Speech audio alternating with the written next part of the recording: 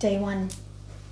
One day, when this is all over, and you can see the impact your words have had on the collective conscious development, you will understand that it was all for naught. It's self-doubt. It is something we've all had to deal with, and it is never an easy thing to overcome. You have an idea that life, this blessing you have, it should make your life easier. It should make people treat you with more respect, so that they should at least be able to see the you are trying to show them.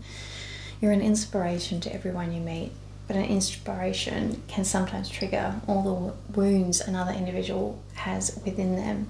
You are showing them that they can do better, that they can be more respectful, that they can be more loving, that they can be authentic, that they can be without fear, that they can be a higher human being, and yet they continue to think and choose otherwise.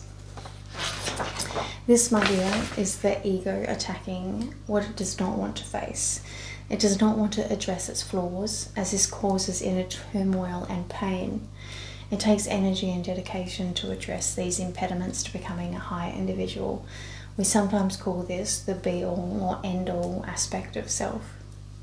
It is the aspect that does not want to accept it is not perfect in the present moment. Yes, you have grasped what we are getting at. It is the dual nature of the divine. It is the divine rejecting itself. The divine refusing to look in the mirror. A person like you shows such a pretty reflection of them, and they can't bear to look at it. They would rather grab that mirror and smash it than look into it and see that they are a reflection of you, that that divinity you hold is within them. Why would they do that? Why would they not want to see the beauty and love that they hold within them? They are so far from believing it is them that they can't wrap their hurt heads around the fact that it could ever be true. In their minds, therefore, they can only interpret it as you laughing at how low they are, showing them all the things wrong with them. Why does that little girl have more balls than I could ever hope of having? She makes me feel small and weak when I'm a man. I should feel more powerful than her. How dare she make me feel small? Tell me, show me that I'm pathetic and weak and out of control. I'll show her. Witch, burn her at the stake. She made me want her, but she doesn't want me because I'm weak and pathetic, and that can't be true because I'm a man. And she is just some stupid girl that talks to trees and dances with the spirits. Off with her head. This shit has been going on for far too long. Women are afraid, so afraid to be in their feminine because they have had millennia to learn that if they do, they get cut down or at the very least cast out. It's not just unhealthy men doing this, it's unhealthy women too, attacking the confident, heart-centered feminine woman just because she dares to be her authentic self and dance through her life happy and free. Well, clearly that is not allowed, is it? Why, if she did that all over the place, they would have a mirror showing them what they have not yet become everywhere they go. How hideous would that be? Plus, these women in their divine feminine just glow and attract all this attention because they radiate such love, light and joy. Bah, disgusting. These women will steal all our men, ladies. You know what we need to do, right? Witch, burn her at the stake. She put a spell on my husband and he could not take his eyes off her. Isn't that right, husband? Yes. I had all manner of improper thoughts while watching her dance around the stone circle last week. She must be a witch. My God, husband, our children. They could have infected our children with their dancing. This is not acceptable. We must not have dancing. It must be outlawed. Off with her head. And you know, don't you, that where there's one, there's got to be more. Grab your pitchforks, folks, or rout them out. Well, you know what? I did see that one talking to a cat the other day. Do you think we should kill all the cats while we're at it? Yes, good idea. We can't have people talking to the beasts. Gather them all. So how do we work out which is a witch?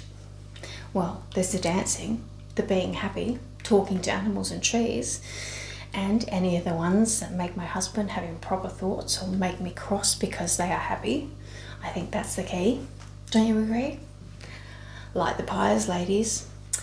Wife, The men and I have been discussing this. We think us men should perhaps interrogate these women before we burn them, to get as much information about their spells and such as we can. Maybe even some names of other other witches in the area. Oh yes, good idea, husband. I will come with you. Oh no. That is not a place for ladies such as yourself, and make it a little heated, We may have to get a little firm with these witches to get the answers we require. You go gather the wood with the other other gentle ladies, and let the men handle this one. And on it goes. Jealousy, anger, revenge, rejection, condemnation, attack, rape, murder, all because the divine feminine mirrors a beauty and connection so authentically free it can trigger its opposite within the reflection. But the other side to that is inspiration and awakening to the possibilities within us, to get a reflection of ourselves that we have never had the opportunity to see before. It can inspire us to reach out our hand to that mirror and join her there, to join her in the dance of joy and freedom, to walk through life with wonder and awe, to feel a connection that we have been longing for our whole lives, to feel blessed by being a part of this beauty and love, to feel honoured to be standing beside it, protecting and cherishing it, doing all we can to respect, nourish and share it. What greater purpose does a man have other than protecting and cherishing what allows him to see and connect with the divine within himself? It is him, this divine. He is protecting himself by protecting and cherishing his divine feminine. By combining these divine natures, they embody the whole aspect. And that is something truly magical to be a part of.